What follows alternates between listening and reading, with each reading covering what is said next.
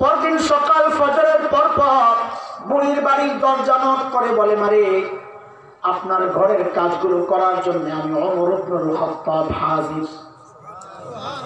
বুড়ি ভেতর থেকে জবাব দিচ্ছেন, বাবারে প্রতিদিন যেই আল্লাহর বান্দা আমার ঘরের কাজগুলো করেন তিনি ইতিমধ্যেই তো এই কাজ করে চলে গেছেন। হযরত ওমর চিন্তা করলেন, তাইলে আমাকে আরো আগে আসা লাগবে। ওই চিন্তায় হযরত ওমর পরদিন ফজরের আযানের ওয়াক্তে বুড়ির বাড়ির দরজা নক করে বলে, মারে আপনার ঘরের কাজগুলো করার জন্য আমি ওমর ইবনুল খাত্তাব হাজির। বুড়ি আজকেও জবাব দিচ্ছেন, বাবারে প্রতিদিন যে আল্লাহর বান্দা আমার ঘরের কাজগুলো করেন ইতিমধ্যেই তিনি কাজ করে চলে গেছেন। হযরত ওমর চিন্তা করলেন, তাইলে আমাকে আরো আগে আসা লাগবে। ওই চিন্তায় সাইয়েদনা ওমর ইবনুল খাত্তাব পরদিন তাহাজ্জুদের ওয়াক্তে বুড়ির বাড়ির দরজা নক করে বলে, মারে আপনার ঘরের কাজগুলো করার জন্য আমি ওমর ইবনুল খাত্তাব হাজির। হযরত ওমরকে অবাক করে বুড়ি জবাব দিচ্ছেন, বাবারে প্রতিদিন যেই আল্লাহর বান্দা আমার ঘরের কাজগুলো করেন তিনি ইতিমধ্যেই ওই কাজ করে চলে গেছেন।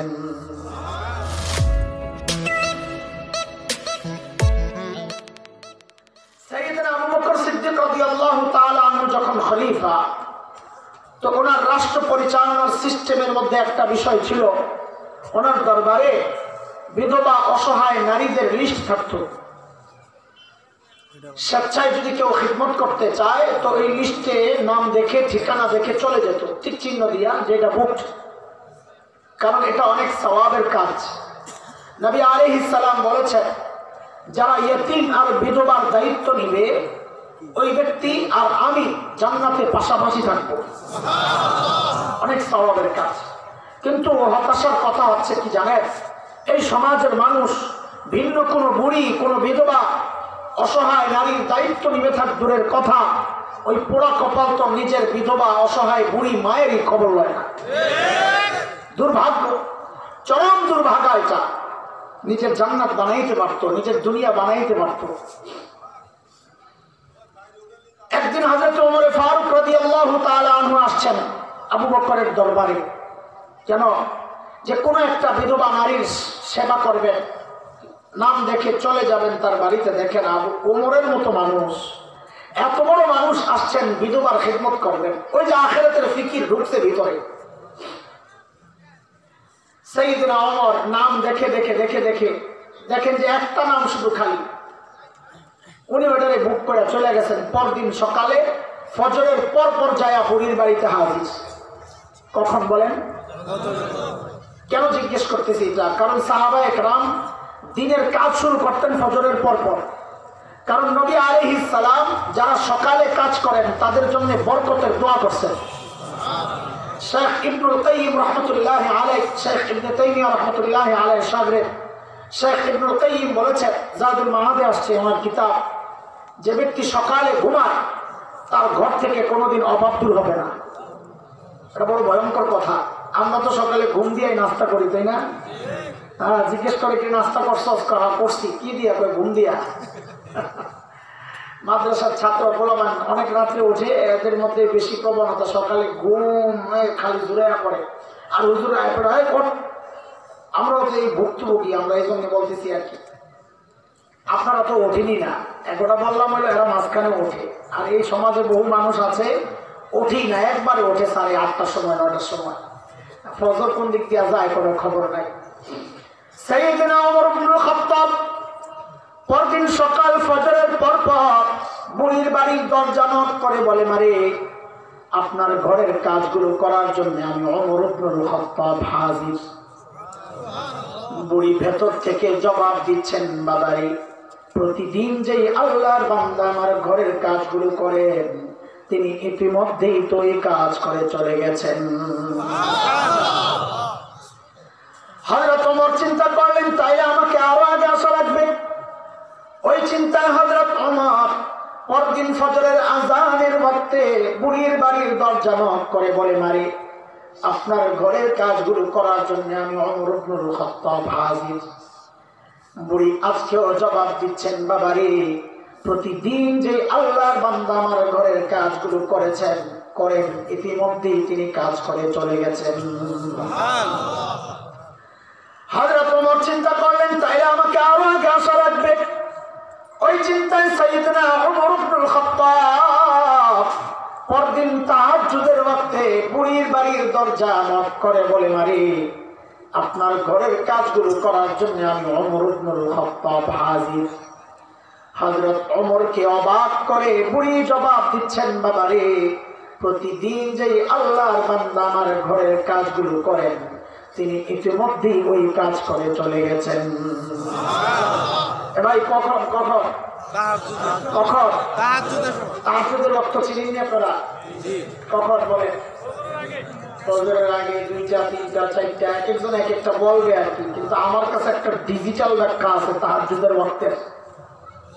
সেটা হইল এই যুগের পোলাপাইন ইউটিউব আর ওই ফেসবুক বন্ধ করে যখন ঘুমাইতে যায় ওটা হইল তাহাজ্জুদের ওয়াক্ত।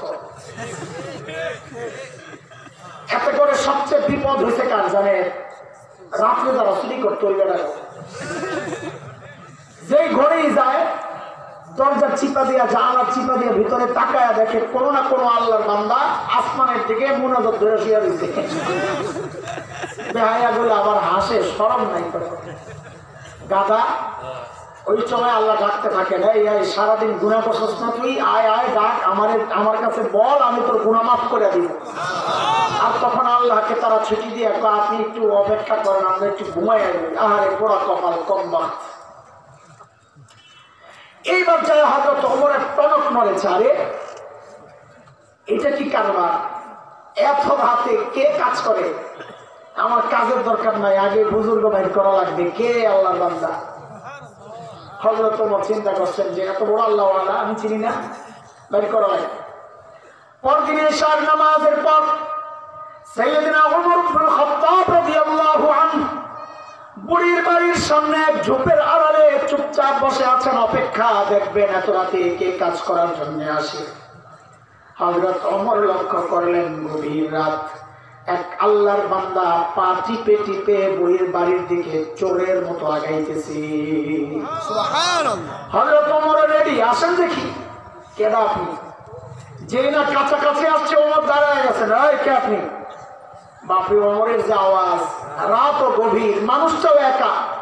এমন কোন সিচুয়েশনে যদি আমি পড়তাম সাথে সাথে আমার কাপড় নষ্ট হয়ে যেত, কিন্তু এই জায়গায় ঘটলো উল্টা। হযরত ওমরের আওয়াজে ওই ব্যক্তি ভয় পাবেন থাক দূরের কথা, উল্টা হযরত ওমর যাকে দেখলেন নিজেই চমকায়া গেছেন। দেখেন ইনি আর কেউ না, খলিফাতুল মুসলিমিন আবু বকর সিদ্দিক রাদিয়াল্লাহু তাআলা।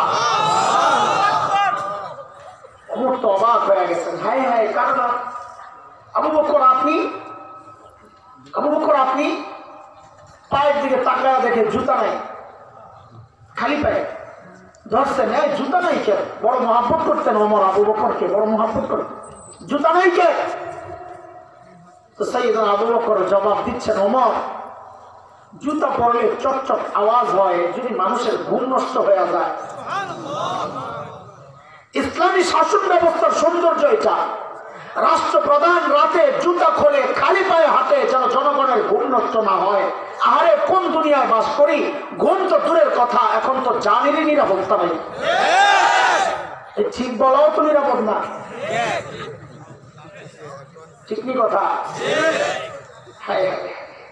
এরপরও কোরআনী শাসন তোমাকে ভালো লাগে না, এরপর ওই সিল মারো ভাই, সিল মারো, মার্কা মারায় সিল মারো। আয় মানুষ, এই কথা আরেক দিকে যায়। আমি একটা লিমিটের মধ্যে থাকি, পাবলিক আমার সে আগে। আয় খোদা, হযরত ওমর ধরছেন আবু বকরকে। আবু বকর, ও ভাই আপনি কেন আসছেন? সারাদিন প্রশাসনিক কাজে ব্যস্ত থাকেন, রাতে একটু ঘুমাবেন তা না, আপনি আসছেন বুড়ির বাড়ির কাজ করার জন্য। কেন রে ভাই? আমরা নাই? আমরা কি মরে গেছি? এই কাজগুলো আমাদেরকে দিলে হতো না? হযরত আবু বকর কি জবাব দিলেন দোস্ত? ওই জবাবটাই আমার বয়ান। একটু কথা, অল্প একটু কথা, ওই জবাবটাই বয়ান, কিন্তু এই জবাবটা এখন শোনাবো না। কেন? কারণ জবাবটার ওজন কত এটা বুঝতে হলে আগে আবু বকরের ওজন বুঝা লাগবে। কারণ ব্যক্তির ওজনের উপর কথার ওজন ওঠানামা করে। রাস্তায় হাঁটছেন, এক ভিক্ষুক আপনাকে দেখে বলল, কালকে তুমি একটু দেখা করো, তোমারে খুশি করে দিবে। তা আপনি মনে মনে হাসবেন, নিজে ভিক্ষা করে খায় আবার আমারে বলে খুশি করে, তাই না? কিন্তু যদি এলাকার এমপি সাহেব আপনাকে বলেন, এই কালকে একটু দেখা করো, তোমারে খুশি করে দিব, তখনও কি মনে মনে হাসবেন না আশাবাদী হবেন? কেন? কথা তো একটাই, ওই যে ব্যক্তির ওজন বেড়ে গেছে, তো কথারও ওজন বেড়ে গেছে। আবু বকর কি জবাব দিলেন, জবাবের ওজন কত এটা বুঝতে হলে আগে আবু বকরকে চিনতে হবে, আবু বকর কত বড় মানুষ। একদিন আম্মা জান আয়েশা রাদিয়াল্লাহু তাআলা আনহা মদিনার স্বচ্ছ পরিষ্কার আকাশের দিকে তাকিয়ে তাকিয়ে দেখেন লক্ষ লক্ষ নক্ষত্র দেখা যায়।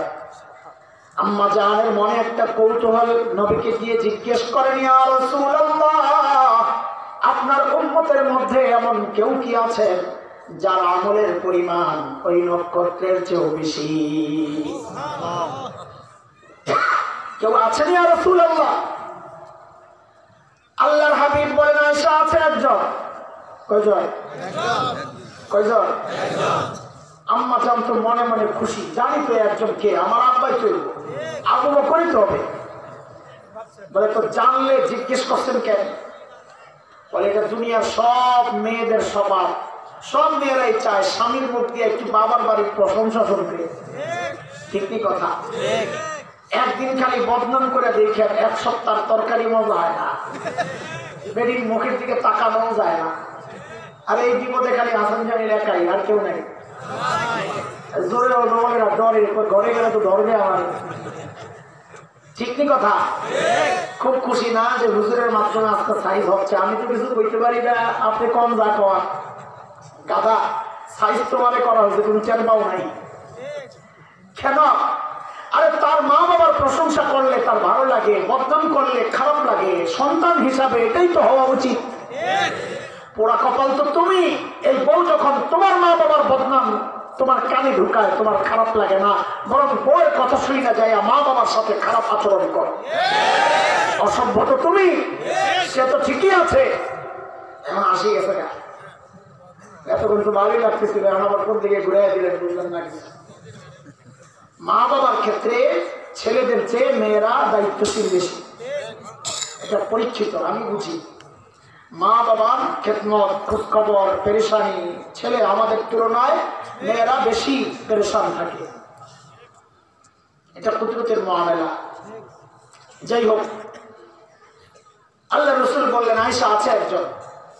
তা আম্মা জান তো আশা, নবী বাবার নাম বললেন। তা আল্লাহ রসুল বলেন, আয়েশা, আমার যে উম্মতের আমল এই নক্ষত্রের চেয়ে বেশি, সে হচ্ছে ওমর ইবনুল খাত্তাব। এখন আম্মা জানের অবস্থা নবী তো নিজের বাপের নাম বলেনি নাই, আবার বলছেন সতীনের বাপের নাম। সুবহানাল্লাহ। মেয়েদের দিলের মধ্যে সতীনের বিষয়টা একটা কঠিন সাবজেক্ট, কেউ সইতে পারে না। কোরআনে সূরাও নাযিল হয়েছে, আম্মা জানদের ভেতরকার একটু গন্ডগোলের জন্য সূরা তাহরিম নাযিল হয়েছে। বোঝা গেল আম্মা জানদের ভেতরে এই বিষয়ে গন্ডগোল হইতো নবীকে কাছে পাওয়ার জন্য, অন্য কিছু না, হিংসা না। নবীকে কে কত বেশি কাছে পাবেন, ওই তামান্না থেকে, ওই আগ্রহ থেকে ভিতরে ভিতরে একটু কাম সাজছিল। হায় আল্লাহ, আম্মা জানের তো চেহারাটা একটু মলিন হয়ে গেছে। হায় হায়, কি আশা করলাম। নবী কি বললেন? আল্লাহ রসুল তো চেহারা দেখে বুঝছেন যে আম্মা জানের ভেতরে গন্ডগোল চলতেছে। মানুষের চেহারা দেখলেই তো তার ভেতরটা বোঝা যায়। ইংরেজিতে বলে face is the index of mind, নাকি কোন আপনারা, যে ভিতরটা প্রকাশ পায় মানুষের চেহারার মধ্যে। আম্মা জানের ভিতরে যে গন্ডগোল চলতেছে নবী তো বুঝছে। তো আল্লাহর হাবিব বলেন, আয়েশা, তুমি ভেবেছিলে তোমার বাবার নাম বলবো, তাই না? আরে আয়েশা, শোনো শোনো, তোমার বাবার হিসাবটা আলাদা, তোমার বাবার হিসাবটাই আলাদা। আমার গোটা উম্মতের আমল যদি এক পাল্লায় করা হয়, আর একা তোমার বাবা আবু বকরের আমল যদি আরেক পাল্লায় করা হয়, তো তোমার বাবা আবু বকরের আমলের পাল্লা ভারী হয়ে যাবে। আবু বকরের মর্যাদা একদিন হযরত ওমর আসছে, এসে বলেন, দোস্ত আপনার সাথে একটা লেনদেন করতে চাই। কে বলতেছে? ওমর রাদিয়াল্লাহু আনহু আবু বকরকে বলতেছে। সাইয়েদনা আবু বকর বলেন, দোস্ত কি লেনদেন করবেন?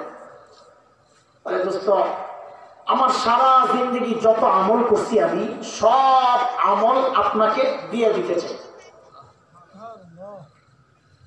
আবু বকর বলছেন, ভালো চিন্তা, কিরে ওমর এত ভালো মানুষ, সারা জিন্দগি উনি আমার সাথে আমল নিয়ে করলেন প্রতিযোগিতা, আর এখন বলে সব দিয়ে দিবেন, আর এখানে কোনো ঘাপলা আছে? আবু বকর মানুষ সরল সোজা, কিন্তু ব্যাকল্প না। আর বুঝেন কি কথা? এই কথা বুঝেন না বললেই মাঝে মধ্যে ধরা খান। কোনটা? এই যে আমার পাশে বসে আছে আবু বকরদের ওয়ারিসরা, এদের চেহারার দিকে তাকাইলে মনে হয় তুমি আর কিচ্ছু বুঝে না। আর কিছু কিছু মানুষ আসলেই মনে করে যারা কিছুই বুঝে না। আল্লাহ ইন্না লিল্লাহি ওয়া ইন্না ইলাইহি রাজিউন। কি হইছে? তো হুজুর বলে বাচ্চা হইছে, লা হাওলা ওয়ালা কুওয়াতা ইল্লা বিল্লাহ। হুজুরের বাচ্চা হইছে, ইন্না লিল্লাহি ওয়া ইন্না ইলাইহি রাজিউন। কিছু মনে করে পাবলিক আমল। আরে ভাই, যার সিনায় কোরআনের ইলম, যার সিনায় হাদিসের এত এত ইলম, সে ব্যাককল হয় না। যে ব্যাককল মনে করে সেটা বড় ব্যাককল। কথাগুলো শুনতে আপনাদের খারাপ লাগবে, কিন্তু আমরা কেমনে বুঝাবো? আমাদের সরলতা, আমাদের চুপচাপ থাকা, বিনয়ী আচরণ করাকে অনেকে মনে করে আমরা দুর্বল, আমরা ব্যাককল। না না, আল্লাহ যাকে কোরআনের ইলম দ্বারা যার সিনাকে আলোকিত করেছেন সে ব্যাককল হতে পারে না। আমাদের একজন বড় মুফাসসির ছিলেন আল্লামা মুস্তাফা আল হুসাইনি রহমতুল্লাহি আলাইহি। নাম শুনেছেন আপনারা? আল্লামা নুরুল ইসলাম অলিপুরি দামাত বারাকাতুহুল আলিয়ার সমরে বেড়ে ওই সময় ওনারা দুইজনই ছিলেন আমাদের।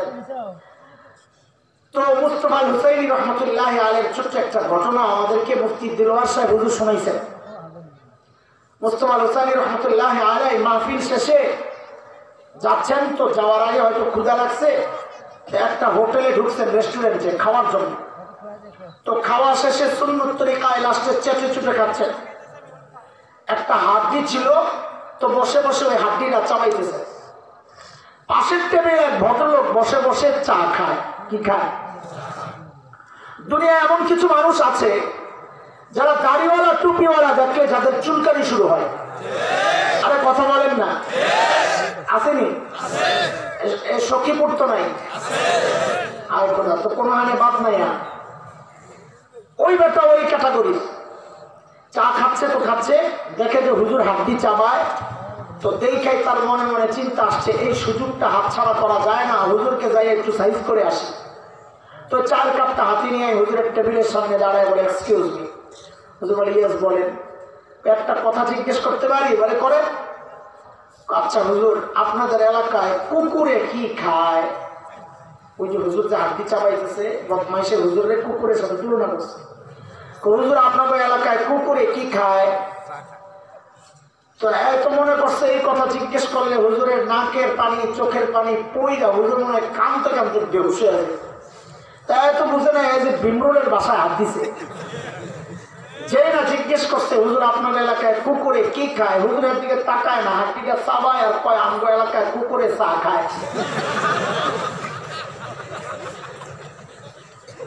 এইবার কার কামদা কে কামবে বলো? আমাদের আকাবি দারুল দেওবন্দের অন্যতম প্রতিষ্ঠাতা, হিন্দুস্তানের স্বাধীনতা আন্দোলনের অন্যতম সিপাহসালার কাসেম নানতুবি রহমতুল্লাহি আলাইহি, হযরত অবিচক্ষণ মানুষ ছিলেন। বলতেছি আলেম ব্যাকল হয় না, এটা বুঝাইতেছি। দারুল দেওবন্দ মাদ্রাসার ঠিক পাশেই লাগোয়া একটা মসজিদ আছে, ছোট্ট, নাম ছাপ্পা মসজিদ। হযরত ওই মসজিদে অবস্থান করতেন। তো ইংরেজরা টের পাইয়া চারদিক থেকে ওই মসজিদের ঘেরাও করছে, হযরতকে গ্রেফতার করে। তো চারিদিকে ঘেরাও করছে, হযরত ভিতরে লুঙ্গি পরা, একটা গেঞ্জি পরা, মসজিদ ঝাড়ু দেয় খাদেম সাহেব। তো ইংরেজরা ভিতরে ঢুকছে, ঢুকে হযরতকে দেখছে, এরা তো চিনে না, জানে ইনফরমেশন আসছে কাসেম নানতুবি ভিতরে আছে। তো আয়েশা হযরতকে দেখা মনে করছে এটা মসজিদের খাদেম, ইনি তো আর কাছের নানতুবি না। এরা মনে করছে এত বড় নেতা, পেটটা তো মনে হয় কমপক্ষে আমগো দেওয়ানবাড়ি হুজুরের মতো হওয়ার কথা না। মানুষ তো এমনই, বড় পেটওয়ালা দেখলে মনে করে বড় বিশ্বাস, বড় টুপি দেখলে মনে করে বড় মুফাসসির। হায় আল্লাহ। তো যায়া কাসেম নানতুবি কি জিজ্ঞেস করতেছে, আয় কাসেম নানতুবি কাহায়, কাসেম নানতুবি কই? এখন কাসেম নানতুবি যদি বলেন मैं हूं, আমি কাসেম নানতুবি, তাহলে ধরা পড়ে। আর যদি বলেন পাতা নেই, আমি জানি না, তো মিথ্যা হয়। কাসেম নানতুবিকে আল্লাহ তাআলা এমন এক বিচক্ষণ বানাইছে, উপস্থিত জবাব দেওয়ার ক্ষেত্রে তিনি অনন্য ব্যক্তিত্ব ছিলেন। অনেক উদাহরণ আছে। এক হিন্দু পণ্ডিতের সাথে মুনাজারা, বহস, তর্কযুদ্ধ। তো বসার আগে খেতে বসছেন সবাই। তো খাচ্ছেন, হিন্দু মুশরিক তো বেশি খায়, কাফেররা বেশি খায়। হাদিসের কথা, আল মুমিন ইয়াকুলু ফি মিআন ওয়াহিদ, মুমিন তো অল্প খায় এক হাতে, কাফেররা 7 হাতে খায়, ফি সাবআতি আমআ। তো কাসেম নানতুবি তো অল্প খাইছেন, হিন্দু পণ্ডিত তো অনেক খাইছেন। তো হিন্দু পণ্ডিত মনে করছে যেহেতু হুজুর কম খাইছে, এই চালে দিয়ে হুজুরকে মানসিক ভাবে একটু দুর্বল করা যায়। তো বলে, আমারি সাহেব খানাই তো আপনি আমার সাথে হাইরা গেলে, খানাই তো হাইরা গেলে, তো বহস আর মুনাজারায় কেমনে জিতবে? কাসেম নানতুবি আল্লাহ কি এক মেধা দিছে, এমন জবাব দিয়ে দিতেন উপস্থিত। আস্তে করে বললেন, ভাই একেবারে দুনিয়ার কিচ্ছু জানে না, কথা যে বলে কোনো বাইরে হয় না। ভাই যদি খানা নিয়ে প্রতিযোগিতা করতে হয় তো আমার সাথে না, তুমি যাই মহিষের সাথে কর, মজা পাই না। ইংরেজরা যায় তখন জিজ্ঞেস করছে, কাসেম নানতুবি কাহায়? কাসেম নানতুবি কি করছেন, যেখানে দাঁড়ায় ছিলেন ওখান থেকে একটু সরছেন। তো সরার পরে আগের জায়গাটা খালি হয়েছে না, এমন একটা ভাব রয়েছেন যে বুঝতে দেরি হয়েছে। কাহা ক্যা? কাসেম নানতুবি? ও আচ্ছা, ও তো আমি হাতে, ও তো একটু আগে এখানেই ছিল। তো কথা তো মিথ্যা না, একটু আগে তো এখানেই ছিল, এখন তো সরে গেছে। ইংরেজরা মনে করছে আহারে ছুটে গেল, একটু আগে বলে এখানে ছিল, এখন কই গেছে গেল পালাইয়া। আরেক বিচক্ষণ হয়, সরল সোজা হয়, কিন্তু কি হয় না, ব্যাককল হয় না। যে ব্যাককল মনে করে সে ডাবল ব্যাককল। সাইয়েদনা আবু বকর মানুষ সরল সোজা, ব্যাককল্প না। যেই না হযরত ওমর বললেন, আবু বকর আপনার সাথে একটু লেনদেন করতে চাই, আমার সারা জিন্দেগীর আমল আপনাকে দিয়ে দিতে চাই। আবু বকর বুঝছেন এই কথার মধ্যে কোনো গাফলা আছে। ওমর বুঝলাম, আপনার সারা জিন্দেগীর আমল আপনি আমাকে দিয়ে দিবেন, কিন্তু ছোট্ট করে একটু বলেন না আমার কি দেওয়া লাগবে। হযরত ওমর বলেন, আবু বকর আপনি ঘাবড়ায়েন না, বেশি কিছু লাগবে না। বলে কমটাই কি বলেন না? বলে ওই যে সাউর গুহায় নবীর সাথে যে 3 দিন ছিলেন আপনি, ওই 3 দিন আমাকে দিয়ে দেন না ভাই, আমি আমার সারা জিন্দেগীর আমল আপনাকে দিয়ে দিব। কয়দিন? 3 দিন। বলে 3 দিন আমারে দিয়ে দেন। ওই যে হিজরত করার সময় মক্কা থেকে নবী আর আবু বকর পালানোর সময় একটা গুহা আছে বড় উঁচা, সাউর গুহা, ওখানে যায়া 3 দিন লুকায়া ছিলেন। তো ওমর কয় আমার ওই 3 দিন দিয়ে দেন, আমার সারা জিন্দেগীর আমল আপনি নিয়ে যান। কিন্তু বুঝার বিষয় হচ্ছে সাইয়েদনা ওমর কি বুঝলেন গোমর, যে এই 3 দিনের এত মর্যাদা কেন, কি বুঝছেন উনি, কেন তার সারা জিন্দেগীর আমল দিয়ে দিতে চাইলেন, একটু বোঝা দরকার। তো চলেন তাই একটু সাউর গুহায় যাওয়া লাগবে, গুহা থেকে ঘুরে আসি। আসেন চলেন। আচ্ছা, গুহার ভেতরে ঢোকার আগে মুখটা আগে একটু বন্ধ করি। বলেন তো আপনারা তো কত ওয়াজ শোনেন, আজকে ওয়াজের পরীক্ষা হবে, কে কি শিখছেন আর কে কি মুখস্থ রাখছেন দেখুন। বলেন গুহার মুখের মধ্যে জানি কে কে বাসা বানাইছিল? মাশাআল্লাহ, ওয়াজ তো ভালো মনে রাখছেন আপনারা, আলহামদুলিল্লাহ। এই যে আমার পাশে আমার বুজুর্গ ওস্তাদ জিরো বসে রয়েছে, ওনার পক্ষ থেকে সঠিক উত্তরদাতাকে পুরস্কার দেওয়া হবে ইনশাআল্লাহ। সেটা হচ্ছে, বলেন তো কবুতরের ডিম পাচ্ছিল কয়টা? একজন কয়েকটাও পারে নাই, এমন খারাপ জাতের কবুতর আসেনি। আর কোনো মতামত? মাশাআল্লাহ, সর্বনাশ, দেখেননি কত আসতেছে গাড়ি। বলেন ডিম পাচ্ছে কয়টা? একজনে কইছে একটা, আর আসেনি কোনো মতামত? একজন কয় কবুতর আসিল না, একজন কয় একটা, আর আছে কোনো মতামত? এটাই বলার।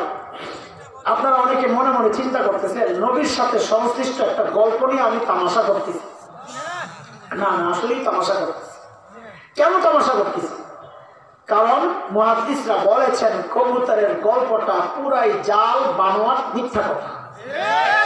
কবুতরই ছিল না, অথচ আমরা দিন গমতে গমতে শেষ, অথচ কবুতর নাই। এই দোষ আপনাদের না, দোষ আমাদের। গল্পটা আমরাই শোনাইছি, আমরাই তো শোনাইছি। বয়ানকে সুন্দর করার জন্য বানায় বানায় কত গল্প। আরে আব্দুল কাদের জিলানীর গল্প যদি ওঠে বয়ানে, মাশাআল্লাহ, কতবার যে আরশের উপরে পাঠায় বেড়ারে, আবার কবরের ভিতরে বাড়ায়, আবার মরা বেড়ার লোকের কথাটা দেওয়া কমায়, জীবজন্তুর লোকের কথা কয়, কত যে কারবার মানুষ আব্দুল কাদের জিলানীর রয়ে পড়ে। আর খাজা মঈনুদ্দিন চিশতি, আমি গেছি কলকাতায় মাহফিলে, মরে মরে দিই কবর, ওটা কার কবর? খাজা মঈনুদ্দিন চিশতি। আসলে হলো যে ডেক বসাই, তো ডেক বসানোর জন্য একটা উসিলা লাগে না, তো কবর বানাইছে মঈনুদ্দিন চিশতির কবর। আমি মঈনুদ্দিন চিশতির কবর আজমিরে এনাইছিল কিনা? তো একজন কয় হুজুর এদের বিশ্বাস যে এত বড় ব্যক্তিত্ব কি আর এক জায়গায় হইয়া থাকার মানুষ? দেখছেন কি কারবার, গুমরাহি কোন লেভেলের গুমরাহেরা, কোন লেভেলের ক্ষতগ্রস্ত। আল্লাহ নাউযুবিল্লাহি মিন যালিক। শিরক, স্পষ্ট শিরক করতেছে, স্পষ্ট শিরক করতেছে। খাজার বাবার নামে বাংলাদেশে যত শিরক হয় আমার সন্দেহ লাগে যে এত শিরক হিন্দুরা করে কিনা আল্লাহ জানে। এরা তো পূজা করে মাঝে মাঝে অনুষ্ঠান হইলে, আর মাজার গুলাতে পূজা চলতেছে প্রত্যেক দিন। কে বলবে এগুলা? হায় আল্লাহ। তবে মাকড়সার জালের ব্যাপারটা, এটাও কোনো কোনো মুহাদ্দিস বলেছেন এটাও মিথ্যা, কিন্তু কেউ কেউ বলেছেন না মিথ্যা না, তবে দুর্বল। দুর্বল এটা ঠিক আছে। তো সেই দুর্বল বর্ণনা হিসাবে আপনাদেরকে শোনাইতেছি, কারণ মুহাদ্দিসদের বক্তব্য হচ্ছে গল্পের ক্ষেত্রে কারো মর্যাদা বর্ণনার ক্ষেত্রে দুর্বল বর্ণনা আনা যায়, মাসাইলের ক্ষেত্রে না। মাসাইলের ক্ষেত্রে যদি সহি বর্ণনা না পাওয়া যায় তাইলে আনা যায়, সহি বর্ণনা পাইলে দুর্বল বর্ণনা বাদ। আচ্ছা, এবার আসেন মূল কথায়। গুহার ভেতরে কে? নবী আর আবু বকর। আমার একটু খেয়াল করে এই কথাটা শুনেন, বুঝার চেষ্টা করে। আল্লাহ তাআলা যদি চাইতেন গুহার মুখটাকে পাথর দিয়ে প্যাকেট করে গুহার ভেতরটাকে জান্নাতের টুকরা বানায়া দিতে পারতেন কি পারতেন না? পারতেন। আল্লাহ তা করলেন না, বরং হালকা একটা মাকড়সার জাল দিয়ে নিরাপত্তা দিলেন। কেন? মাকড়সার জাল অনেক শক্তিশালী না দুর্বল? কত হালকা! কোরআনের কথা সূরা আনকাবুত আসছে, আল্লাহ বলেন ওয়া ইন্না আহওয়ানাল বুয়ুতি লাবাইতুল আনকাবুত। জগতের সবচাইতে দুর্বল ঘরের নাম হচ্ছে মাকড়সার ঘর। তাইলে আল্লাহ এই দুর্বল ঘর দিয়া নবী আর আবু বকরকে নিরাপত্তা দিচ্ছেন কেন? আল্লাহ জগৎবাসীকে দেখায়া দিচ্ছেন মেসেজ, এই দেখো, আমি যদি আমার দিনকে বাঁচাতে চাই তো আমার পারমাণবিক অস্ত্র লাগে না, লাখো সৈন্যের দরকার হয় না, ট্যাঙ্ক কামানের দরকার হয় না, যুদ্ধ বিমান লাগে না, সাবমেরিন লাগে না। আমি আমার দিনকে বাঁচাতে চাইলে মাকড়সার জাল দিয়াই আমার দিনকে বাঁচাইয়া দিতে পারি। সত্য হচ্ছে আবু বকরের ঈমান লাগবে। লাগবে আবু বকরের ঈমান লাগবে। ঈমান ঠিক করো, দুনিয়ার অস্ত্র তোমাকে পরাজিত করতে পারবে না। শেখ ওমর মুখতার, লিবিয়ার বিখ্যাত বীর বিপ্লবী, দখলদাররা সিদ্ধান্ত নিয়েছে তিনি সশস্ত্র লড়াই করতেন স্বাধীনতার জন্য। দখলদাররা সিদ্ধান্ত নিয়েছে বম্বিং করে গোটা এলাকা তছনছ করে দিবে। আপনজন এসে বলল, হযরত, এই এলাকায় আর থাকা যাবে না। বলে কেন? বলে বম্বিং করবে, আমাদের কাছে তো বিমান বিধ্বংসী অস্ত্র নাই, আমরা কিভাবে প্রতিহত করব? তো শেখ ওমর মুখতার বড় আজীব এক ঈমানদীপ্ত জবাব দিয়েছেন, পাল্টা প্রশ্ন করে। কি জবাব দিলেন? বলে আচ্ছা বলো তো, ওদের বোমারু বিমানগুলো কি অনেক শক্তিশালী? তো বলে হ্যাঁ অনেক শক্তিশালী। বলে কত শক্তিশালী? বিমানগুলা আসমানের আরশের উপরে দিয়া যায় না আরশের নিচে দিয়া যায়? আরে কি করার, কোথায় আরশ, কোথায় সাত আসমান, কোথায় মহাশূন্য? এর কত নিচে দিয়ে এই বিমানগুলা যায়, তাইলে এত ডরায় রাখছি, কারণ আমাকে তো রক্ষা করবেন আমার আরশের মালিক। যদি আরশের উপর দিয়ে যেত তাইলে আমি ভয় পেতাম যে আমার মালিকের উপর যদি, আরশের মালিকের উপর যদি একটা বোম পড়ে তো আমারে কে বাঁচাবে। যেহেতু আরশের নিচে দিয়ে যাবে আমার কোনো টেনশন নাই। আরে দোস্ত, ইমানদার যুবক, ইমানদীপ্ত কথা মূলত তিনি সূরা তাওবার শেষ আয়াতের তর্জমা শুনাইছেন, যে আয়াতের মাধ্যমে আল্লাহ তাআলা প্রিয় হাবিব সাল্লাল্লাহু আলাইহি ওয়াসাল্লামকে সান্ত্বনা দিয়েছেন এই বলে, فَإِن تَوَلَّوْا فَقُلْ حَسْبِيَ اللَّهُ لَا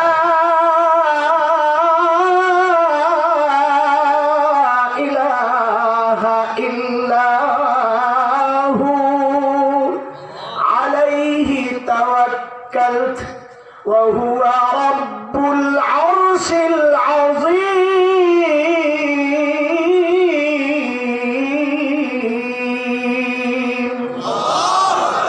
নবী আপনি আপনার জগৎবাসীকে জানিয়ে দেন, এই জগতের মানুষ যদি আমাকে সহযোগিতা না করা দরকার নাই, আমার জন্য আমার আল্লাহ যথেষ্ট, তিনি ছাড়া কোনো মাবুদ নেই, আমি তার উপর ভরসা রাখি, তার ক্ষমতা জানো, তিনি আরশে আজিমের মালিক। এরা দোস্ত, এটাই হচ্ছে বাস্তবতা। যার মালিক আরশে আজিমের মালিক, তাকে পরাজিত করে এমন কোন শক্তি দুনিয়ায় তৈরি হয় নাই। আর এটা শুধু আগের যুগের কথা না, এই যুগের জন্যও কার্যকর। কেন? সূরা আহজাব আয়াত 62 রব্বে কারীম বলেছেন, সুন্নাতাল্লাহিল্লাতী قد خلت من قبل ولن تجد لسنة الله تبديلا। আল্লাহর সিস্টেমের কোনো হেরফের হয় না। আগে যা ছিল সিস্টেম এখনো তাই। আগের সিস্টেম ছিল, নমরুদের মালিক ছিল না, নমরুদ ধ্বংস হয়েছে। ফিরআউনের মালিক ছিল না, ফিরআউন ধ্বংস হয়েছে। ইব্রাহিম আলাইহিস সালামের মালিক ছিল, ইব্রাহিম আলাইহিস সালাম জিতে গেছেন। মুসা আলাইহিস সালামের মালিক ছিল, মুসা আলাইহিস সালাম জিতে গেছেন। বিলাল হাবশীদের মালিক ছিল, বিলাল হাবশীরা জিতে গেছেন। এই দুনিয়ার মানুষ শুনে রাখো, তাওহীদের পক্ষে যদি আলেমদের সঙ্গ না দাও, দরকার নাই তোমাদের ওই সিলমালা কোম্পানিতে তোমরা পড়ে থাকো। আল্লামা বাবনগরীর মালিক আছে, আল্লামা মামুনুল হকের মালিক আছে, যাদের মালিক আছে তাদের পরাজয় নাই। তোদের পরাজয় নিশ্চিত, খোদার কসম তোদের পরাজয় নিশ্চিত। একদিন ধ্বংস হবি, ধ্বংস হবি, ধ্বংস হবি।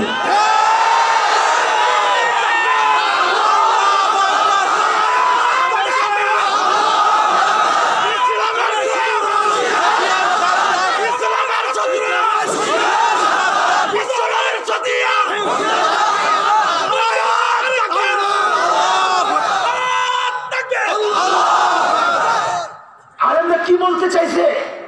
কেন তোমার দুশ্মন বানায় ফেললো আলেমদেরকে? কেন হাত ভাঙতে চাও? কেন ঘাড় মটকাতে চাও? তাদের অপরাধ একটাই, তারা তাওহীদের পক্ষে কথা বলে। তাদের অপরাধ একটাই, তারা শিরকের বিরুদ্ধে কথা বলে। তারা তো বলবেই, কারণ তারা খলিল ইব্রাহিমের সন্তান। খলিল ইব্রাহিম মূর্তি ভাঙ্গা ওই মহানায়ক, তার সন্তানরাও মূর্তির পক্ষে থাকতে পারে না। তুমি কাকে ভোট দাও আমার জানার দরকার নেই। নৌকায় দাও না ধানের শীষে, তুমি ইমানদার কালিমা ওয়ালা যদি হয়ে থাকো, মূর্তির পক্ষে অবলম্বন তুমি করতে পারো না। তুমি করো, তোমার ঠিকানাও জাহান্নাম, তোমার ঠিকানাও জাহান্নাম। মুসলমান মূর্তির পক্ষে থাকে না, কথা কম। মুসলমান তো এক আল্লাহয় বিশ্বাস করে, তাওহীদের পক্ষে।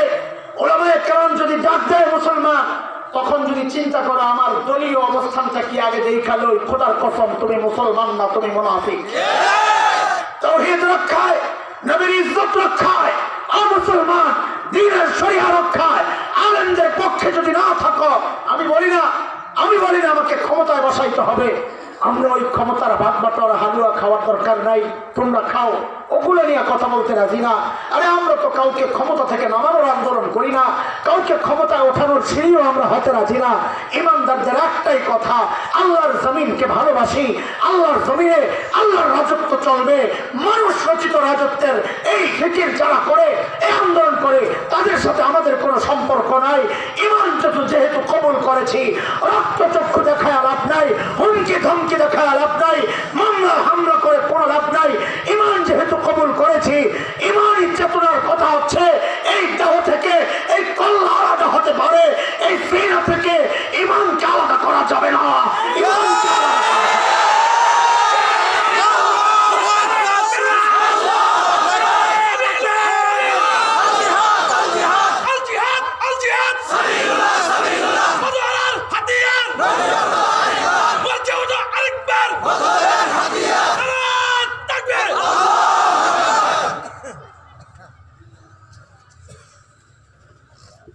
আজীব এক সময় পার করতেছি। যেই মানুষটাকে একসাথে নামাজ পড়তে দেখি, শিরকের পক্ষে বিপক্ষে বলায়, তাওহীদের পক্ষে বলায়, দেখি ওই মানুষটাও এখন ভালোভাবে আমার দিকে তাকায়। আজীব এক অবস্থা, কোন দুনিয়ায় বাস করতেছি? তোমার মালিকের মহব্বতের চেয়ে তোমার কাছে ওই মার্কার মূল্য বেশি হয়ে গেল। খোদার কসম, তুমি মুমিন না, তুমি মুসলমান না, তুমি মুনাফিক। সব কিছুর ঊর্ধ্বে আমার মালিক, সব কিছুর ঊর্ধ্বে আমার নবী। যদি এই চিন্তা লালন করতে না পারো, আল্লাহর আযাব আর গজবের অপেক্ষা করো। কার কথা?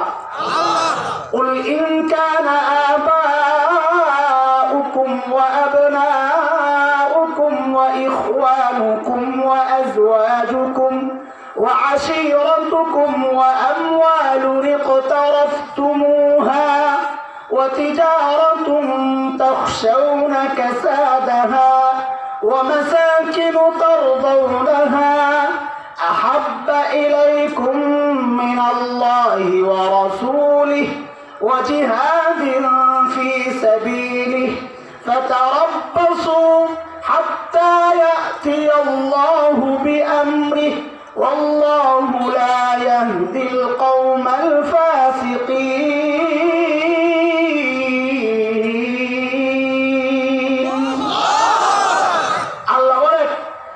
জিনিসের উপর যদি তিন জিনিসকে প্রাধান্য দিতে না পারো, ভালো বেশি বাঁচতে না পারো, আর জিনিস কি কি?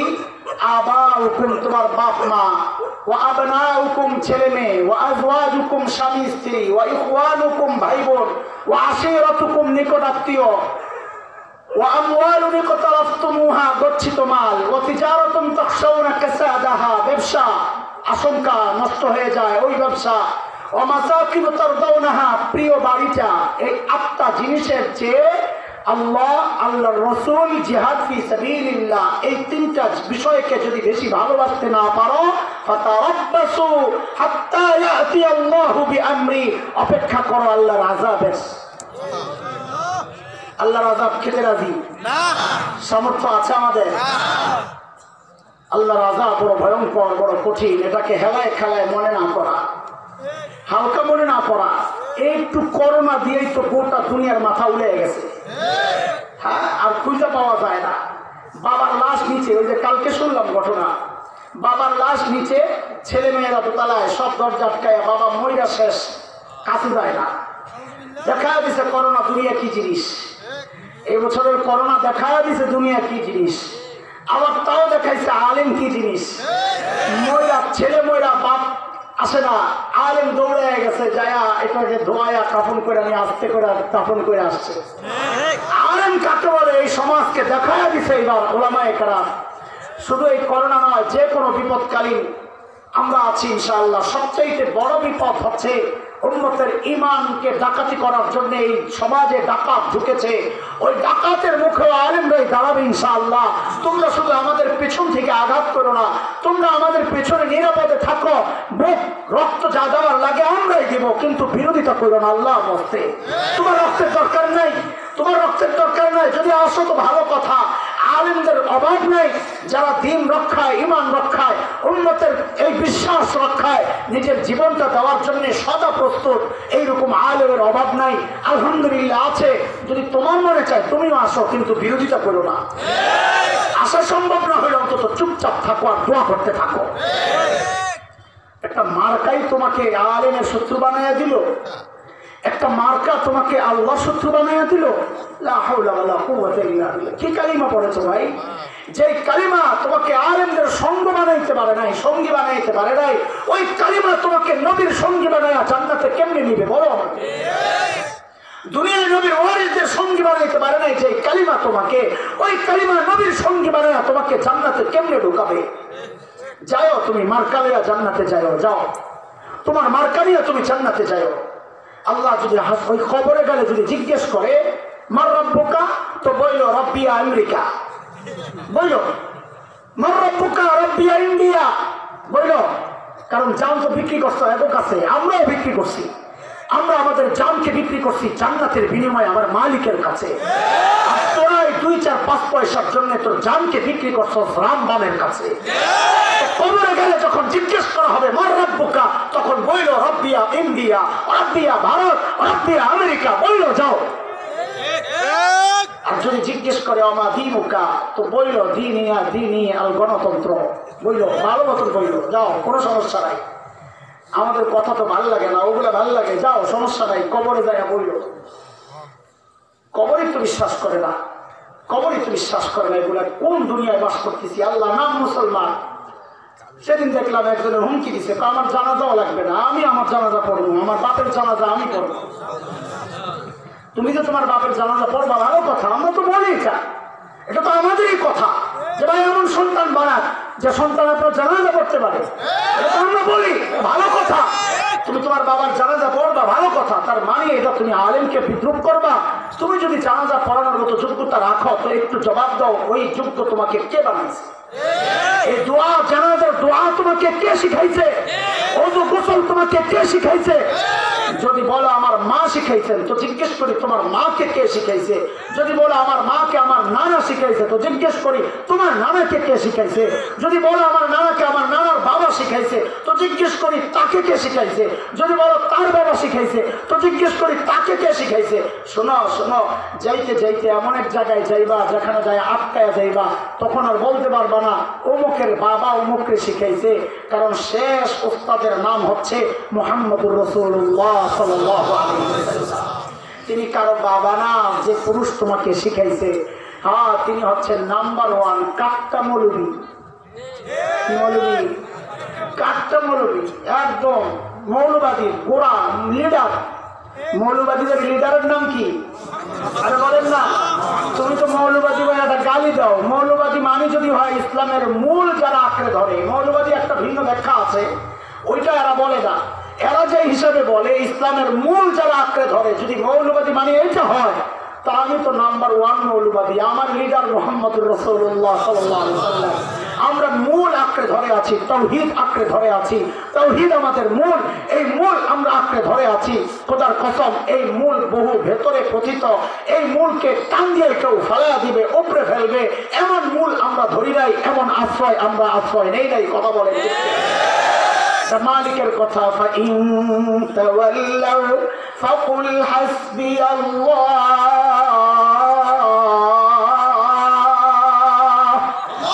লা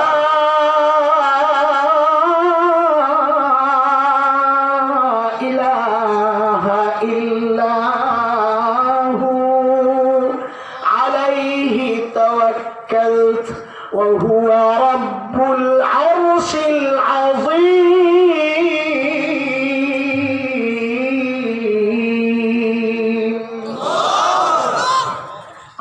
সাথে থাকবো ইনশাআল্লাহ, ইনশাআল্লাহ, ইনশাআল্লাহ। আলেমরা যদি জান্নাতে যায় তো আপনি ওই মহব্বতের কারণে জান্নাতে যাবেন ইনশাআল্লাহ, ইনশাআল্লাহ। চলেন গুহার ভেতরে যাই। আল্লাহর হাবিব সাইয়েদনা আবু বকর সিদ্দিক রাদিয়াল্লাহু আনহুর কোলে মাথা দিয়ে আরাম করতেছিলেন, ঘুমাইতেছিলেন। নবী ঘুম থেকে উঠে দেখেন আবু বকরের চেহারার মধ্যে চিন্তার ছাপ। আবু বকর বড় পেরেশান। নবী উঠে জিজ্ঞেস করেন, হ্যাঁ আবু বকর কি সমস্যা, এত চিন্তিত কেন আপনি, চিন্তিত কেন? সাইয়েদনা আবু বকর বলেন, ইয়া রাসূলুল্লাহ, ওই যে গুহার মুখের দিকে দেখেন, কাফেররা মুখে চারপাশে হাঁটতেছে। বলে লাউ আন্না আহাদাহুম ইয়ানজুরু ইলা কাদামাই, এদের যে কেউ একজন গুহার মুখের দিকে তাকানোর দরকার নাই, যদি নিজেদের পায়ের দিকেও তাকায় তো আমাদেরকে দেখে ফেলবে। নবী বলেন, এই আবু বকর আপনি ভেবেছেন কি? হ্যাঁ আপনি কি ভেবেছেন এই গুহার ভেতরে খালি আমি আর আপনি, আর কেউ নাই বুঝি আমাদের সাথে? আবু বকর আপনি ঘাবড়ায়েন না, আমাদের সাথে আল্লাহও আছে। আল্লাহ তাআলার নবীর এই সান্ত্বনার বাণীটা এত পছন্দ হয়েছে, আল্লাহ তাআলা কোরআন আল কারীমের সূরা তাওবার একটা আয়াতের টুকরা বানায়া নাযিল করে দিয়েছে। মালিক বলেন, ইনহুমা ফিল গার ইয ইয়াকুলু লিসাহিবিহি লা তাহজান ইন্নাল্লাহা মা'ানা। দুইজন যখন গুহায়, নবী আর আবু বকর, একজন যখন তার সাহাবীকে বললেন, সঙ্গীকে বললেন, মানে নবী যখন আবু বকরকে বললেন, দেখেন সূক্ষ্ম কথা মুফাসসিররা বলেছেন, দেখেন আল্লাহ বলতেছেন ইয ইয়াকুলু লিসাহিবিহি, একজন যখন তার সাহাবীকে বললেন, মানে আবু বকরকে, মানে কি? মানে হচ্ছে আল্লাহ তাআলা আবু বকর যে নবীর সাহাবী, এটা আল্লাহও স্বীকৃতি দিয়েছে। আবু বকরের মর্যাদা বুঝাইতেছি দোস্ত, মনে আছে কথা? কিন্তু ওমরের গোমর এই জায়গায় না, ওমরের গোমর হচ্ছে পরে। নবী বলেন লা তাহজান, আবু বকর আপনি ঘাবড়ায়েন না। কেন? ইন্নাল্লাহা মা'ানা, আবু বকর ঘাবড়ায়েন না, কারণ আল্লাহ আমাদের সাথে আছেন। আল্লাহ আমাদের আমার হাতের দিকে দেখেন তো, আল্লাহ আমাদের সাথে আছে। ওমর বুঝছেন গোমর কার মত হয়েছে, আবু বকর তো 3 দিন থেকে আমাদের থেকে অনেক বেশি, অনেক দূরে চলে গেছে, ধরা ছোঁয়ার বাইরে। কেন? বলে আমাকে আমার সারা জিন্দেগীর আমলের স্বীকৃতি নবী কি দিয়েছেন? আবু ওমর চিন্তা করতেছে, নবী আমার সাথে নবীর সম্পর্কের লেভেলটা কি, নবী কি বলেছেন? তাই হাদিসে নবী বলেছেন, লাউ কানা বাদি নবিয়্যুন লাকানা উমর, আমার পরে যদি কেউ নবী হতো তো ওমর হতো। কে? আরে বলেন। আচ্ছা বলেন তো আপনারা কি বুঝেছেন? এই হাদিস কি প্রমাণ করে মর্যাদা বেশি কার, আবু বকরের না ওমরের? আরে এই হাদিস কি বলে? এই হাদিস কি বলে? ওমরের মর্যাদা বেশি, কারণ নবী তো বলেন নাই আমার পরে যদি কেউ নবী হতো তো আবু বকর হতো, এটা তো বলেন নাই। নবী বলতেছেন আমার পরে যদি কেউ নবী হতো তো কে হতো? ওমর হতো।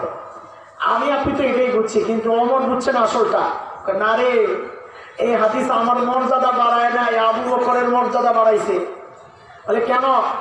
নবী বলেন ওমর আপনার সাথে আমার সম্পর্কের লেভেলটা হচ্ছে আমার পরে কেউ নবী হলে আপনি হতেন, মানে আপনার সাথে আমার সম্পর্ক হইল আগে আর পরে, বাদিয়াতের, আমি আগে আর আপনি, আমি আগে আপনি হয়েছে কারবার। আবু বকর 3 দিন থেকে কি মুকুট পাইছে? মুকুট পাইছে নবী বলেন আবু বকর ইন্নাল্লাহা মা'ানা, আপনার সাথে আমার সম্পর্ক ওমরের মতো আগে আর পরে না, মা'ানা মাইয়াতের সাথে সাথে, পাশাপাশি পাশাপাশি। ওমর কয় ভাই আমার সারা জিন্দেগি লাগবে না, আমার 3 দিন দেন, 3 দিন।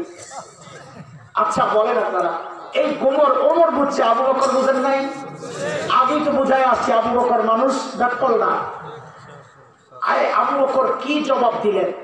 সর্বপ্রথম আজ থেকে 12-13 বছর আগে হাকিমুল ইসলাম কারি তৈয়ব রহমতুল্লাহ আলাইহির একটা লেখায় যখন এই জবাবটা পড়ি, ওয়াল্লাহি আল্লাহ সাক্ষী, আমি সাথে সাথে কেঁদে ফেলছি। আরে কি মানুষ আবু বকর, কি মানুষ আবু বকর।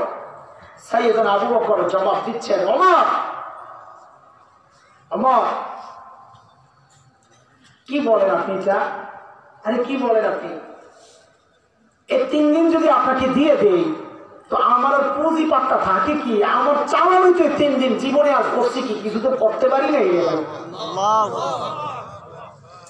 আবু বকর বলে জীবনে কিছু করতে পারে নাই, 3 দিন বলে পুঁজি। অথচ চিন্তা করেন, আমি আপনি ভাবতেছি আমরা কত কিছু করছি, আল্লাহ মনে জান্নাত কয়েকটা রেডি রাখছে। আরে আবু বকর দ্বীনের জন্য, নবীর জন্য কি করেন নাই, কি করেন নাই আবু বকর। হিজরতের রাতে নবী আলাইহিস সালাম আবু বকরের দরজায় এসে খালি টোকা মারছেন, সাথে সাথে দরজা খুলে গেছে।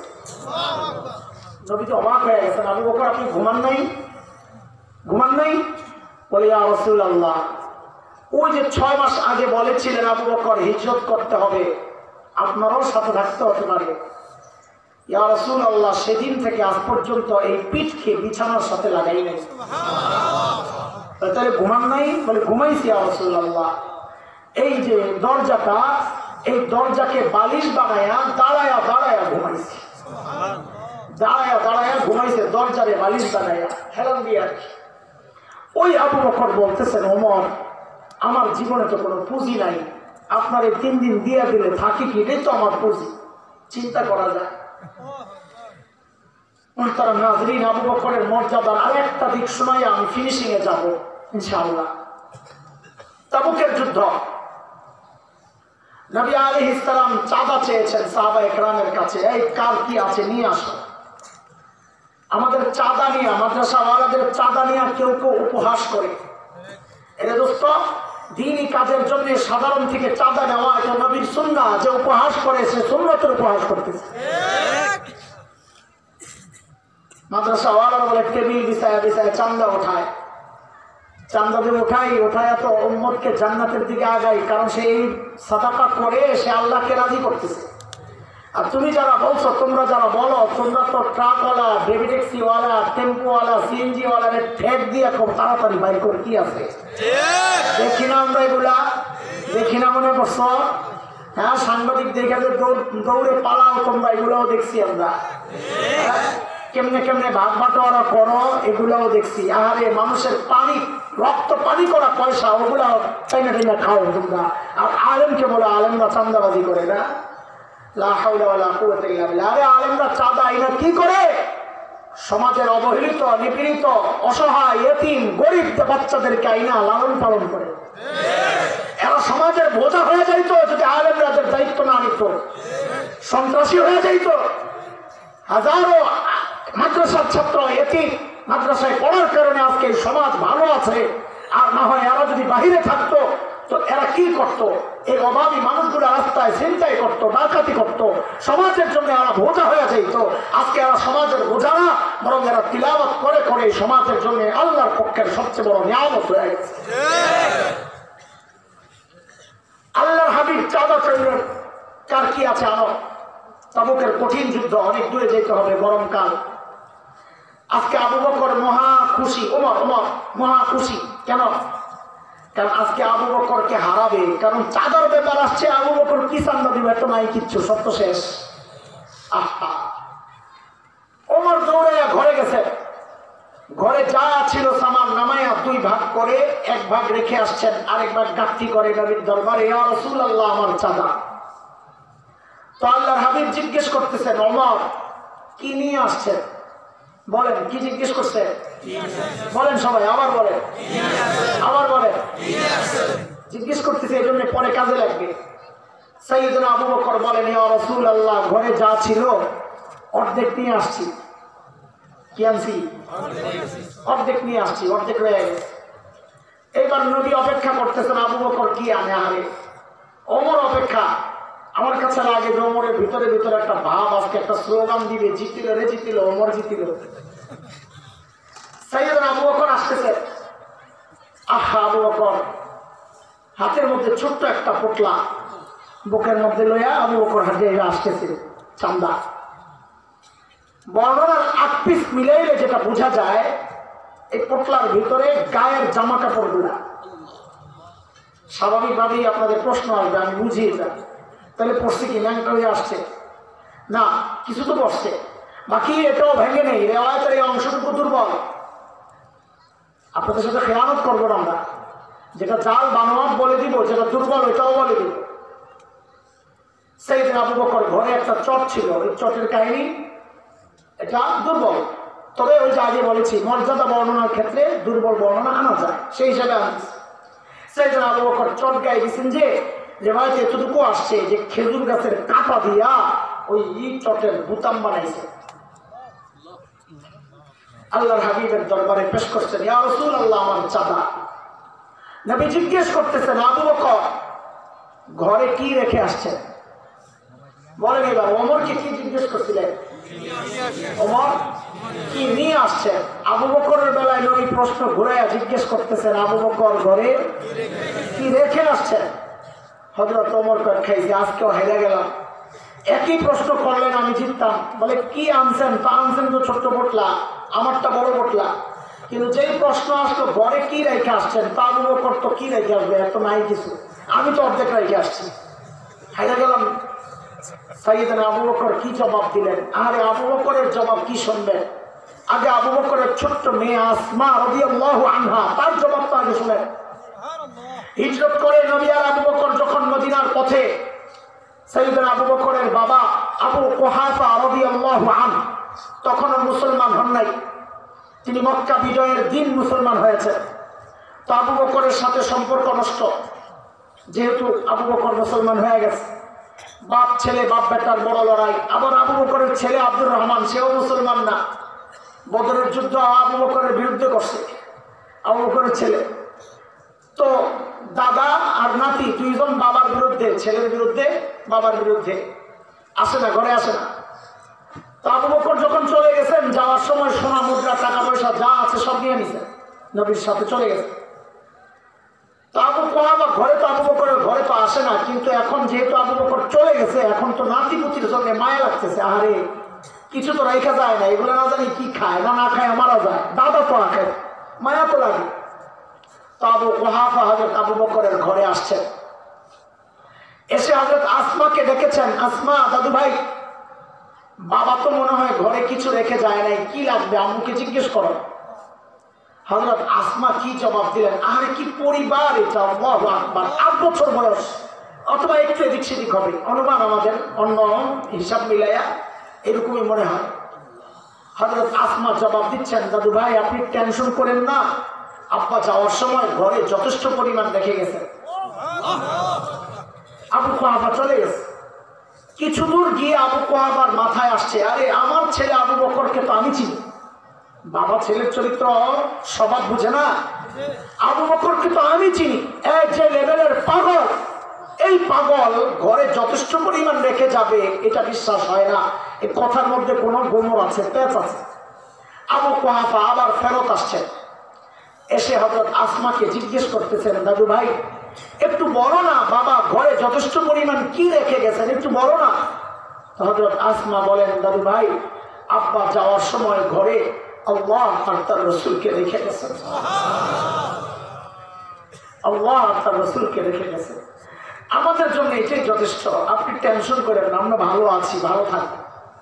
ছোট্ট বাচ্চা যদি এই জবাব দেয়, তো বাবা আবু বকর কি জবাব দিতে পারে?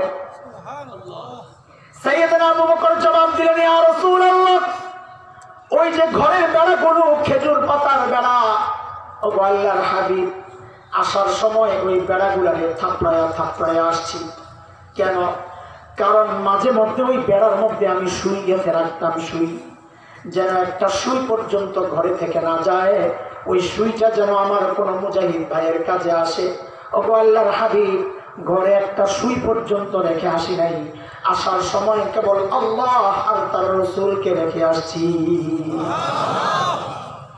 বন্ধুরা আমার, আবু বকরের মর্যাদা শুনাইতেছি, এর মধ্যে জিবরাইল আমিন হাজির, নবীকে সালাম দিয়ে বলছেন, ইয়া রাসূলুল্লাহ, আল্লাহ আবু বকরকে সালাম পাঠাইছেন, আমি আপনি ইবাদত করি কাকে খুশি করার জন্য, বলেন কাকে? জিবরাইল আমিন জিজ্ঞেস করতেছেন উল্টা কথা, ইয়া রাসূলুল্লাহ, আল্লাহ জানতে চেয়েছেন, আল্লাহ তো আবু বকরের উপর রাজি, আল্লাহ তো আবু বকরের উপর রাজি, আল্লাহ জানতে চেয়েছেন আবু বকর আল্লাহর উপর রাজি কিনা। সাইয়েদনা আবু বকর এই কথা শুনে নাই, বাচ্চাদের মতো হাউমাউ করে কান্না শুরু করছে, ইয়া রাসূলুল্লাহ, আমি আমার মালিকের উপর রাজি ইয়া রাসূলুল্লাহ, আমি আমার রবের উপর রাজি ইয়া রাসূলুল্লাহ, হাউমাউ করে কান্না শুরু করছে। এত বড় মানুষ আবু বকর, এত বড় মানুষ আবু বকর, অথচ ওই যে গভীর রাত ওমরের হাতে যখন ধরা পড়লো, ওমর যখন ধরলেন, এই আবু বকর আপনি কেন আসছেন? বলেছি দোস্ত, আবু বকরের জবাবটা শুনতে হলে আগে আবু বকরের ওজন বোঝা দরকার, তাইলে জবাবটার ওজন বুঝে আসবে। আমি আপনি জবাব দিলে এটা এত আকর্ষণের কিছু ছিল না, কিন্তু জবাবটা যেহেতু আবু বকরের, এই জন্য জবাবটার ওজন অনেক। সাইয়েদনা আবু বকর জবাব দেন, ওমর হ্যাঁ ভাই, এই কাজগুলো আপনাদেরকে দিলেও পারি, কিন্তু ভাইরে আমি কি আমার আখিরাত কামাই করব না? আমি কি আমার আখিরাত কামাই করবো না? মা, আবু বকরের আখিরাত কামাইয়ের এত ফিকির, গভীর রাতে যায় বুড়ির বাড়ির কাজ করে। সাইয়েদনা ওমর, কত বড় মানুষ, আখিরাতের চিন্তা এদের মাথায় কিভাবে ঢুকছে? এত বড় মানুষ ওমর। এক হাদিস তো শোনালাম, নবী বলেছেন আমার পরে কেউ নবী হলে ওমর হতো। এক হাদিসে নবী বলেছেন ওমর ফিল জান্নাহ, ওমর জান্নাতি, জান্নাতের যে 10 জন সুসংবাদ প্রাপ্ত এর মধ্যে ওমর একজন। আরে দোস্ত, আমি আপনি হকের উপর চললে বলা হয় লোকটা হকপন্থী। ওমর সম্পর্কে নবী বলেছেন উল্টা, দারাল হাক্কু হাইসু দারা, ওমর যেদিকে যায় হক তার পেছনে পেছনে যায়। ওমর এত বড় মানুষ। নবী আলাইহিস সালাম জান্নাতে যখন গেছেন মেরাজে যায়, তো জান্নাতে গিয়া হযরত ওমরের বাড়িটাও দেখছেন। দুনিয়া এসে নবীর যে খুশি উচ্ছ্বাস প্রকাশ করছেন, আহারে ওমরের বাড়িটা দেখছি, আমার উম্মত ওমরের বাড়িটা দেখছি, এত সুন্দর এত সুন্দর। আমার দিলটা চাইছিল ওই বাড়িটার ভেতরে একটু ঢুকি, না জানি ভেতরটা কত সুন্দর, কিন্তু আমি ঢুকি নাই। কেন? ওমরের খাইরত, ওমরের আত্মমর্যাদা বোধ, প্রেস্টিজ আমি জানি। কারো ঘরে তো অনুমতি ছাড়া ঢুকা নিষেধ। কোরআনের কথা, সূরা নূর, ইয়া আইয়ুহাল্লাযীনা আমানু লা তাদখুলু বুয়ুতান গায়রা বুয়ুতিকুম হাত্তা তাস্তানিসু ওয়া তুসাল্লিমু আলা আহলিহা। কারো ঘরে অনুমতি ছাড়া ঢুকা নিষেধ। ওমর যদি মাইন্ড করে এজন্য আমি ঢুকি নাই, আহারে এই কথা শুনি হযরত ওমর হাউমাউ করে কান্না শুরু করছেন, আমি কিন্তু ইয়া রাসূলুল্লাহ, আপনার সাথে আমার আত্মমর্যাদা বোধ। আহা ও আল্লাহর হাবিব, আপনি একটু ঢুকলেন না কেন আমার বাড়িটার ভেতরে? একটু ঢুকলেন না কেন? এরে দোস্ত, এত বড় মানুষ ওমর, অথচ আখিরাতের ফিকির মাথায় কেমন ঢুকছে। মৃত্যুর সময় আবু লুলু মাজুসির ছেলে বিষাক্ত খঞ্জর দিয়া ফজরের নামাজের সময় হযরত ওমরের পেটের মধ্যে যখন চালায়, নারী বুড়ি বের হয়ে গেছে। হযরত ওমর কাপড় দিয়া পেঁচ দিয়া হয়তো ওমরকে মসজিদে নববীর ফ্লোরে শোয়া দেওয়া হয়েছে। বিষাক্ত বিষের কষ্টে হযরত ওমর বেহুশ হয়ে গেছে। একজনের কোলে মাথা, একটু হুশ ফিরছে, খেয়াল করেন, একটু হুশ ফিরছে। হুশ ফিরার সাথে সাথে নামাজের খবর নিছেন। দরজায় এক যুবক দাঁড়ানো ছিল। ওই অবস্থায় ওমর দ্বীনের ব্যাপারে কতটা সিরিয়াস ছিলেন। এক ছেলে দাঁড়ানো দরজায়, কাপড় টাকনোর নিচে, ওই অবস্থায় ডাক দিচ্ছে, এই কাপড় উপরের দিকে ওঠাও। অর্ধজাহান শাসন করেছেন যে ওমর, জান্নাতের সুসংবাদ পাওয়া ওমর, হুশ ফিরার সাথে সাথেই নিজের মাথাটা নিয়ে মসজিদে নববীর ফ্লোরে রাখছেন। ফ্লোরটা কি পাকা, টাইলস করা, মোজাইক করা, কি কাঁচা।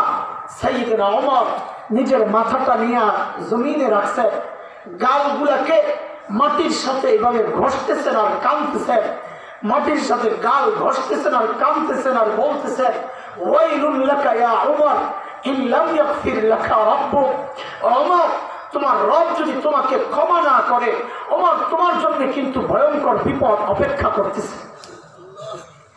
এত বড় মানুষ, ওমরের আখিরাতের এমন চিন্তা, জান্নাতের সুসংবাদ পাওয়া, ওমরের আখিরাতের এত চিন্তা। আরে সাইয়েদনা আবু বকরের কথা শুনে নাও। এত বড় মানুষ, আবু বকর যখন জান্নাতে ঢুকবে, জান্নাতের 8টা দরজা থেকে ডাক আসবে, প্রত্যেকে ডাকতে থাকবে, ও আবু বকর, ও আবু বকর, আপনি আমারে দিয়ে ঢুকেন, আমার মধ্য দিয়ে ঢুকেন, আমার মধ্য দিয়ে ঢুকেন। এত বড় মানুষ আবু বকর। অথচ রিওয়ায়াতে আসছে সাইয়েদনা আবু বকর একা একা নির্জনে দূরে চলে যেতেন, যায়া যায়া চিৎকার করে করে কাঁদতেন আর বলতেন, ইয়াবনা আবি কুহাফা, এই রে আবু কুহাফার ছেলে, এই আবু কুহাফার ছেলে, তুই মানুষ কেন হইলি রে? আরে তুই মানুষ কেন হইলি? এখন তুই আল্লাহর সামনে কেমনে দাঁড়াইয়া হিসাব দিবি? তুই মানুষ কেন হইলি? সাইয়েদনা আবু বকর গাছের কাছে দিয়া যখন যাইতেন, গাছের দিকে তাকায়া তাকায়া চিৎকার করে করে কাঁদতেন আর বলতেন, ইয়া লাইতানি কুনতু ওয়ারাকা, আমি মানুষ না হয়ে যদি গাছের পাতা হইতাম, আমি মানুষ না হয়ে যদি ডালপালা হইতাম, তাইলে আল্লাহর আদালতে আমাকে দাঁড়াইতে হইতো না। এখন আমি কেমনি হিসাব দিব? এরা দোস্ত, আবু বকর এত বড় মানুষ, তার আখিরাতের এত ফিকির। ওমর এত বড় মানুষ, তার আখিরাতের এত ফিকির। এইরকম ফিকির তো হওয়ার কথা ছিল আমার মতো জালিমের, এইরকম ফিকির তো হওয়ার দরকার ছিল আমার মতো অপরাধী। অথচ আমাদের কারোর চেহারার দিকে তাকাইলে মনে হয় না এই মানুষটার মৃত্যুর ভয় আছে, আখিরাতের ভয় আছে। কেন রে ভাই, কেন এমন হয়ে গেল? আরে কে আমাকে গ্যারান্টি দিছে যে আমার মৃত্যু যন্ত্রণা হবে না? আবু বকর তো গ্যারান্টি পাওয়া মানুষ, ওমর তো গ্যারান্টি পাওয়া মানুষ। আমাকে তোমাকে কে গ্যারান্টি দিছে যে আমাদের কবরের আযাব হবে না? কে গ্যারান্টি দিল? ওমর তো গ্যারান্টি পাওয়া মানুষ, আবু বকর তো গ্যারান্টি পাওয়া মানুষ। আমাকে তোমাকে কে গ্যারান্টি দিতে যে আমরা জান্নাতে যাবো, জাহান্নাম থেকে বেঁচে যাবো? কেন এমন অবস্থা? কেন এমন অবস্থা? ভাব দেখলে মনে হয় মরার খবর নাই, মৃত্যু বহু দূরে। আরে কোথায় দূরে? এমনও তো হইতে পারে এই মজলিসে এমন অনেকে আছে যার কাপড়ের কাপড় দোকানে চলে আসছে। এমনও তো হইতে পারে কালকে খবর পাইতে পারো বয়ান করে গেছে মাওলানা হাসান জামিল তো দুনিয়ায় নাই। এমনও তো হইতে পারে চুল পাইকা সাদা হয়ে গেছে, গুণা ছাড়তে পারি না। দাড়ি পাইকা সাদা হয়ে গেছে, গুণা ছাড়তে পারি না। এই দামি সময় দুনিয়ার সবাই ভাগ পায়, ইউটিউব আমার সময়ের ভাগ পায়, ইন্টারনেট আমার সময়ের ভাগ পায়, খেলোয়াড়রা আমার সময়ের ভাগ পায়, টেলিভিশন ওয়ালারা আমার সময়ের ভাগ পায়, গায়ক গায়িকা ভাগ পায়, নায়ক নায়িকা ভাগ পায়, নর্তকীরা ভাগ পায়, আমার সন্তান ভাগ পায়, আমার বিবি ভাগ পায়, আমার স্বামী ভাগ পায়, আমার বন্ধু বান্ধব ভাগ পায়। ভাগ পায় না কেবল আমার মালিক, ভাগ পায় না কেবল মালিক। অথচ একটা গাছের দিকে তাকায় দেখো, গাছটা সারাক্ষণ দাঁড়ায় দাঁড়ায় মালিকের তাসবিহ করতেছে। একটা কুকুর বিড়ালের দিকে তাকায় দেখো, তোমার কাছে তো মনে হয় নিকৃষ্ট প্রাণী, অথচ তুমি জানো না এই প্রাণীটা সারাক্ষণ রুকুর হালতে মালিকের তাসবিহ করতেছে। সাপ বিচ্ছুগুলোকে পায়ে তুলে মেরে ফেলো, পোকামাকড়কে মেরে ফেলো, অথচ তোমার খবর নাই এই পোকামাকড় গুলো সারাক্ষণ সেজদার হালতে মালিকের তাসবিহ করতেছে। ওই না কেবল আমি আর তুমি, অথচ মালিক কত কত নিয়ামত দিয়ে আমাকে ধন্য করেছেন। এই জন্য মালিক, আমি যখন অপরাধ করি মালিককে টাইম দেই না, তখন মালিক পেছন থেকে ডাকতে থাকেন, ইয়া আইয়ুহাল ইনসান মা গাররাকা বিরাব্বিকাল কারীম। আয় মানুষ, আয় মানুষ, তুই আমারে কেন ভুলে গেলি? কেন ভুলে গেলি? কে তোরে ধোকায় ফেললো রে? হ্যাঁ, কে তোকে ধোকায় ফেললো? বল বল। যে সন্তানের জন্য আমার নাফরমানি করস, ওই সন্তান তোরে কি দিছে? আমি কি দিছি? যে নেতার জন্য আমার নাফরমানি করস, ওই নেতা তোকে কি দিয়েছে? আমি কি দিয়েছি? বল। আরে ভাই আমার, মালিকের সামনে তো সবাইকে দাঁড়াইতে হবে, কেউ বাঁচবো না, কেউ বাঁচবো না, সবাইকে দাঁড়াইতে হবে। দাঁড়ায় কি নিয়ে হাজির হবা বলো না? কারো খবর তো আমার নাই, প্রত্যেকে প্রত্যেকের খবর রাখি। আমি আমার অবস্থা জানাই, আমি তো প্রস্তুত না, আমি তো প্রস্তুত না। আমাকে যদি মালিক বলে এই মুহূর্তে আসো, আমি বলবো আরেকটু সুযোগ দেন, আমি প্রস্তুত না। গুনার বোঝা, গুনার বোঝা, গুনার বোঝা ছাড়া আমাদের পুঁজি আছে কি? পুঁজি আছে কি? গুনার বোঝা ছাড়া পুঁজি আছে কি? কে নিয়ে দাঁড়াবা মালিকের সামনে? বলো। দাঁড়াইতে তো হবে, কোনো সন্দেহ নাই। আজ হোক কাল হোক দাঁড়াইতে হবে। তুমি দেখো না তোমার সামনে দিয়ে তোমার দাদা চলে গেছে, বাবা মা চলে গেছে, দেখো না পাড়া প্রতিবেশী চলে গেছে, দেখো না কোন ইতিহাস আছে? কেউ রয়ে গেছে? সবাই যাবে। ওমা জাআলনা লিবাশারিন মিন ক্বাবলিকাল খুলদ, কারো জন্য চিরকাল বেঁচে থাকবে এমন সিদ্ধান্ত আমি নেই নাই। আল্লাহর কথা, যাওয়া তো লাগবে। গিয়ে কি হাজির করবা মালিকের সামনে? ওই জন্য মালিক ডাক দিয়া বলতেছেন, ইয়া আইয়ুহাল্লাযীনা আমানুত্তাকুল্লাহ ওয়াল তানজুর নাফসুম মা কদ্দামাত লিগাদিন ওয়াত্তাকুল্লাহ।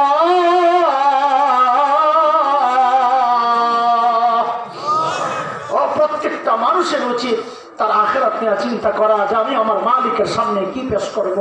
এর দোস্ত, চিন্তা আমরাও করি, সাহাবায়ে কেরামও করেছেন। আমাদের চিন্তা করেও চেষ্টা করি সাহাবীদের মতো বানাইতে, মতো বানাইতে।